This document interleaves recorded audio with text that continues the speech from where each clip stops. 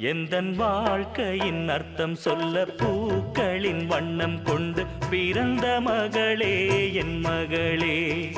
நான் வாழ்ந்தது கொஞ்சம் அந்த வாசத்தில் வந்துதித்து உயிரில் கலந்தா என் உயிரே.